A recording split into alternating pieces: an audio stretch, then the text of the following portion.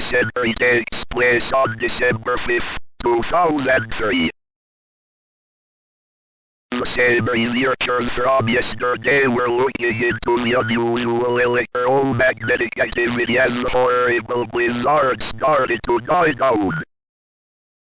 The Whipple house where the electromagnetic activity was originating was buried in several feet of snow, so the researchers could not get very close.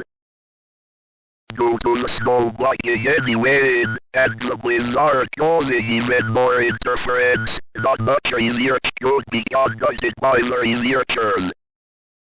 The research team's leader, David Mack, reported hearing strange noises coming from the inside of the building.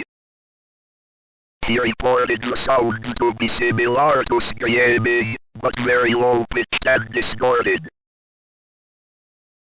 David also made note that he was the only one able to hear these noises.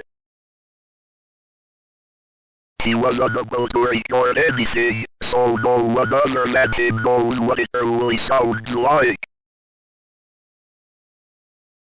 That is, for the time being.